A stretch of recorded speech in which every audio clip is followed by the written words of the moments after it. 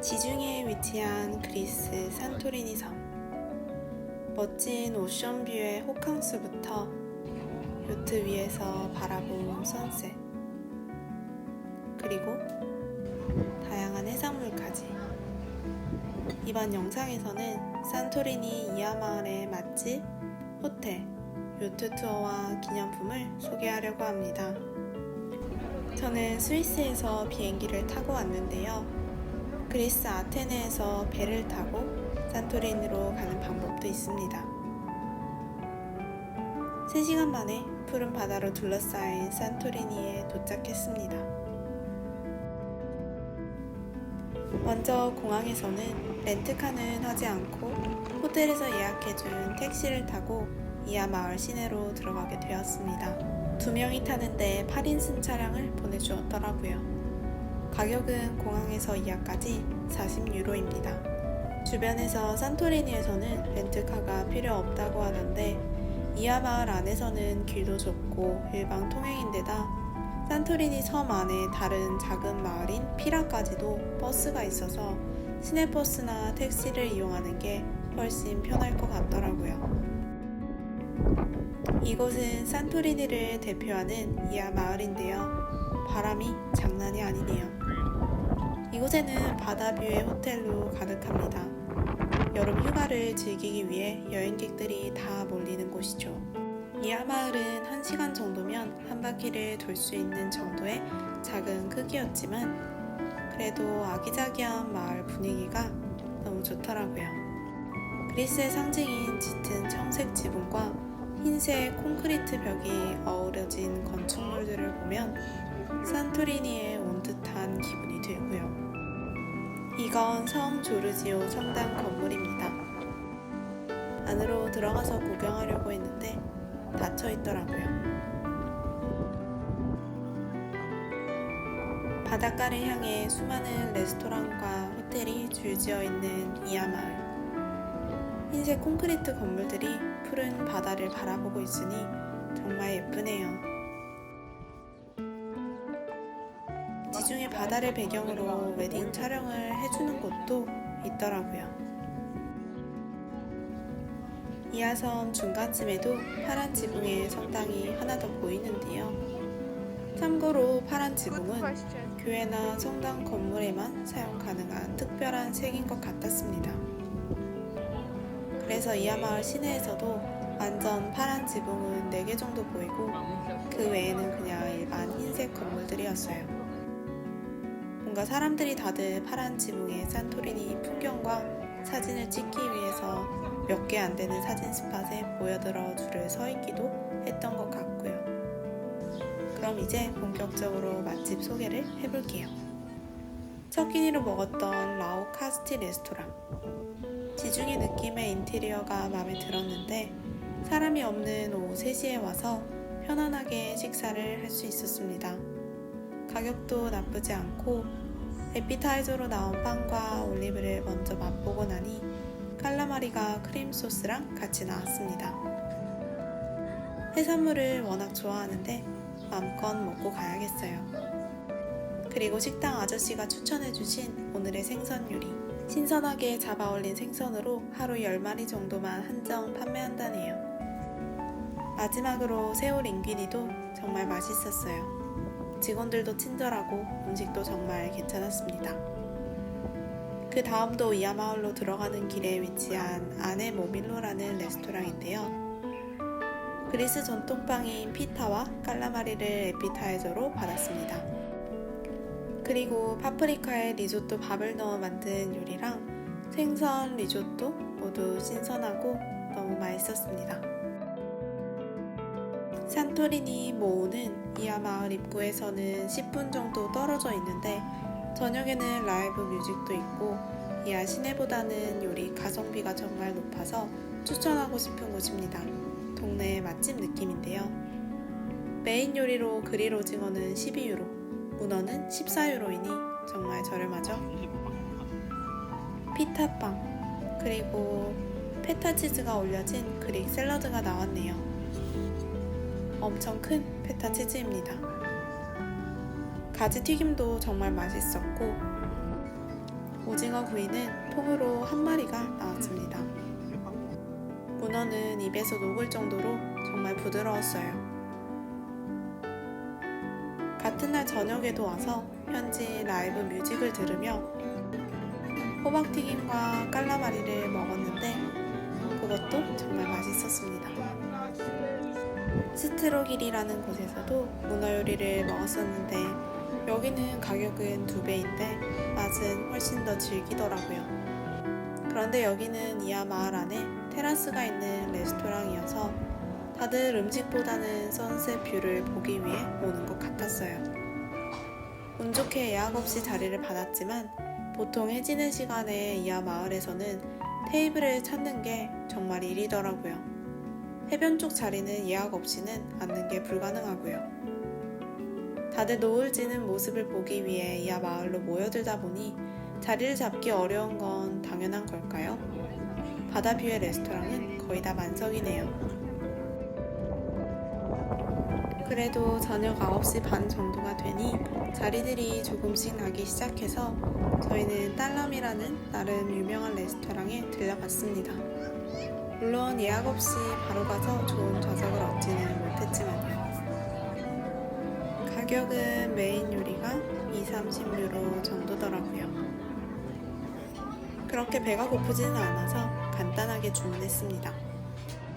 버섯 리조또와 깔라마리를 주문했는데 역시 지중해라서 그런지 해산물이 맛있네요. 그리고 밥을 먹고 나와서 보는 야마 야경도 정말 아름답더라고요. 이하마을의 호텔은 방마다 개인 풀장이 있는 경우도 많아서 밤에 바다는 안 보여도 풀장은 잘 보이네요. 물론 개인 프라이버시는 많이 떨어지는 것 같지만요. 그 외에도 이하마을의 바다뷰의 레스토랑이 정말 많은데요. 오후 시간에 아무데나 들어가서 커피 한잔 하는 것도 좋은 것 같아요. 지중해 지역이라서 그런지 터키 커피와 비슷한 그릭 커피도 있더라고요. 커피 가루가 둥둥 떠있는 그런 커피입니다. 잘 모르고 시켰다가 마시는데 목이 메이더라고요. 그리고 이하마을 제일 안쪽으로 들어가면 풍차가 있는 곳이 있는데 거기서 노을 지는 걸 구경하는 것도 정말 좋았습니다. 산토리니산 맥주 옐로 돈키도 한 병 시켜서 맛보고 30분 정도 앉아있으면 해가 지면서 바다 위로 핑크빛 노을의 색깔이 계속 변해가는 모습을 볼 수 있더라고요. 그냥 바다만 보고 있는 것도 좋지만 그 앞에 사람들이 떠들거나 바다를 바라보고 있는 모습을 구경하는 것도 재미있었습니다. 황홀한 노을 풍경이네요. 지중해 노을이 이렇게 아름다운 줄 처음 알았습니다. 카페에 자리를 잡고 앉으면 편하게 볼 수 있지만 사실 오래된 이하성의 성벽 위에 올라앉아 노을을 구경하는 관광객들도 정말 많았습니다. 해지기 1-2시간 전부터 이렇게 올라가서 기다리는 것 같더라고요.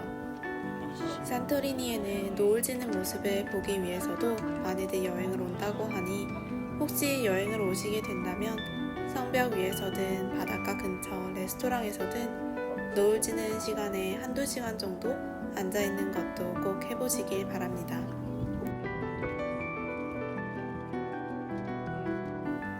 산토리니 호텔의 경우는 어떨까요? 저희는 2군데 숙소를 잡았는데요. 하나는 성수기 기준 1박에 1,000불 이상의 이하마을 바다뷰 호텔이었고 다른 하나는 1박에 150불 정도의 호텔이었는데 이하마을에서는 10분 정도 떨어져 있는 곳이었습니다.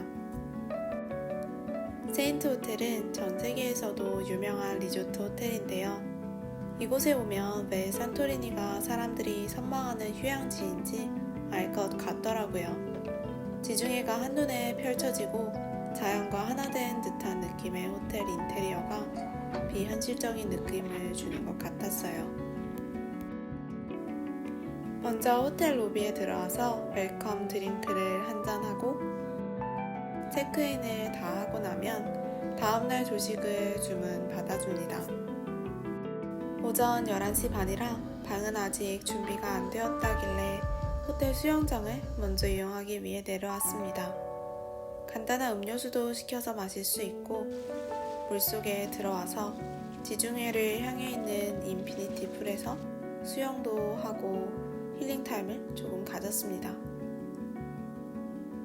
몸에 열이 좀 식으면 선베드에 누워서 쉬기도 하다 보니 어느덧 2시간이 후딱 지나갔네요. 그리고 지하도 깔끔하게 인테리어가 되어 있었는데 바다뷰로 앉아서 식사할 수 있는 테라스 식당도 있더라고요.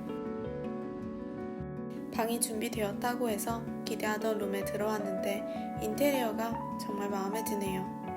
네스프레소 커피가 있고 세면대는 2개가 있고 방에서부터 바다가 보이네요. 그 뒤로 샤워 시설이 되어 있는데요. 어메니티는 영국 몰튼 브라운을 사용하고 있고요. 입구 쪽에 소파도 너무 좋았는데 창밖으로 바다까지 보입니다. 밖으로 나오면 개인 풀장과 선베드도 따로 되어 있는데요. 체크인 하자마자 호텔 측에서 웰컴 드링크로 세인트 로제와 초콜릿을 가져다 주었습니다. 낮에는 차갑게, 저녁에는 따뜻하게 몸을 담글 미니 풀장, 그리고 누워서 선탠할 선베드입니다. 하루 종일 이런 뷰를 보면서 말이죠. 세인트 호텔은 밤에도 조용해서 좋았는데요. 다행히 위층에 위치한 방이라 계단도 조금만 내려오면 바로 방이었고요. 어제 옐로 동키 맥주를 맛보고 오늘은 화이트 동키를 마셔봤습니다. 다음날 아침 어제 주문한 조식이 나왔는데요. 기대했던 것보다는 그냥 그랬습니다. 여기 호텔 음식은 별로인가 싶었는데 점심에 수영장에 내려가서 테라스에 앉아 새로운 메뉴들을 시켜보았는데 또 생각보다 괜찮았네요. 새우 샐러드와 토마토 파스타 모두 맛있었어요. 이렇게 좋은 호텔에 있는 건 당연히 좋지만 가성비 호텔은 어떨까요? 직접 체험해보기 위해 저렴한 호텔도 예약을 했는데요. 나름 구글 평점은 좋았던 알리비아 스위트 호텔. 체크인을 하면 주인 아주머니가 이하마을 지도로 자세한 설명도 해주시고 체크인이 끝나면 재활용 가능한 조식 메뉴판을 주십니다. 그리고 안내받은 방은 나름 뷰도 있고 따뜻한 개인 자쿠지도 있었습니다. 생각보다 방도 넓고 세인트 호텔에 비해서 침대와 침구류, 어메니티만 조금 떨어지는 것 외에는 개인적으로 가성비 대비 만족스러웠던 방입니다. 방 안에 미니바와 커피포트도 있고 화장실도 정말 깨끗했고요.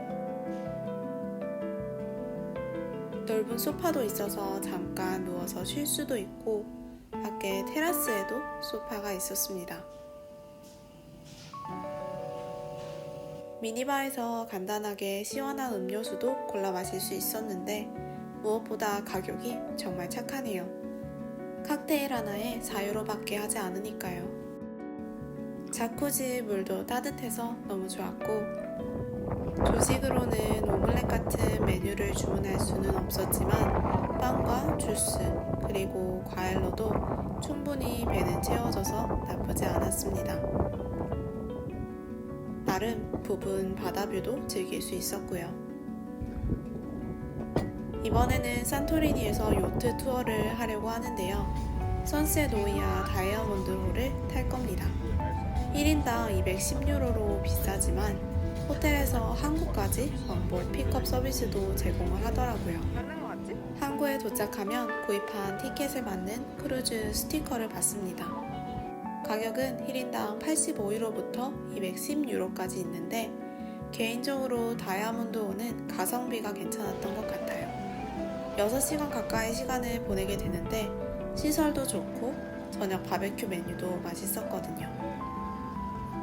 오후 2시 반쯤 되자 멀리서 오전 투어를 마친 요트들이 돌아오고 각 그룹별로 타라고 부르면 탑승을 하러 갑니다. 먼저 신발을 벗고 타라고 하네요. 요트에 타서 다들 자리를 대충 잡고 앉으면 직원이 간단하게 오늘의 일정을 설명해 줍니다. 그리고 나서부터는 요트의 1, 2층, 그리고 앞에 선베드에 누워서 각자 시간을 보낼 수 있는데요. 요트 앞부분에 선택할 수 있는 공간이 제일 인기가 많고, 그 뒤로 뒤쪽의 선베드, 요트 2층도 휴식하기에 다 좋았습니다. 요트 위에서는 샌드위치와 와인, 맥주, 그리고 간단한 음료수들을 무료로 계속 제공해 줍니다. 2층에 소파가 있어서 앉아있거나 누워있을 수 있고, 요트 뒤편에는 편안하게 누워있을 수 있는 공간이 많이 있습니다. 중간중간 멈춰서 수영도 할 수 있는데, 간단한 안전사항을 직원이 먼저 알려주기도 합니다.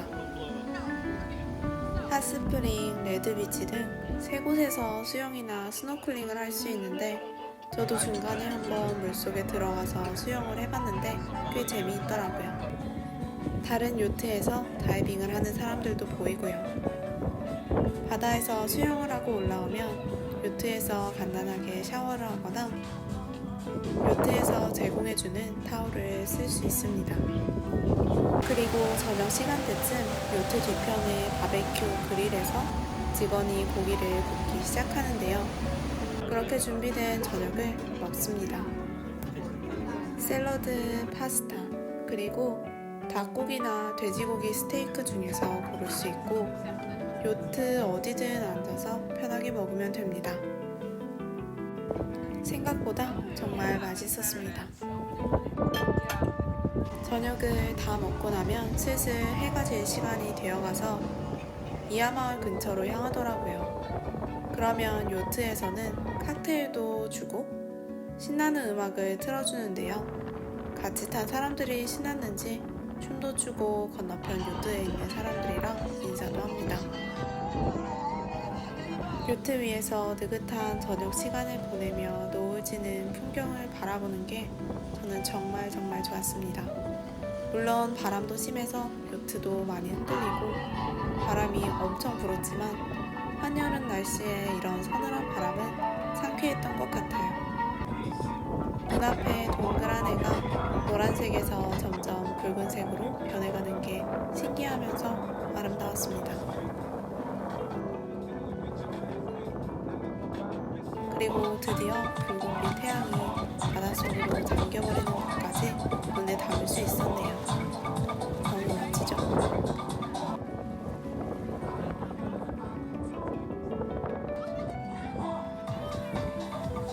해가 지고 나서는 노을진 바다가 요트 창문에 비춰지고 있네요. 이제 다시 이하마을로 돌아가서 호텔까지 라이드를 받으면 됩니다. 항구에서 이하마을 시내까지는 엄청난 경사가 있는데요. 차를 타고 편하게 올라왔습니다. 마지막으로 산토리니를 떠나기 전에 기념품도 조금 사가야 할 것 같았는데요. 공항에 나가면 살 수 있지 않을까 하는 마음에 많이 안 샀는데 공항에는 딱히 뭐가 없더라고요. 산토리니 시내에서 충분히 살 걸 그랬습니다. 파란색 지붕에 산토리니풍 마그네틱도 좋고 열쇠고리나 돈키 비노도 괜찮지만 저는 이하마을에서 조금 떨어진 가게에서 사온 뿌려먹는 올리브유와 산토리니산 올리브가 제일 괜찮았던 것 같아요. 실제로 산토리니 공항은 작아서 로컬 와인이나 그릭 스낵, 로콤 정도밖에 없더라고요.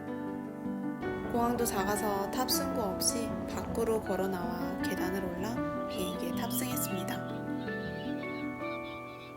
다른 비행기가 먼저 이륙하는 모습도 구경하고 이제 저희 비행기도 이륙해서 마지막으로 산토리니 모습을 눈에 담고 떠납니다. 이번 영상도 재미있으셨다면 구독과 좋아요를 눌러주세요.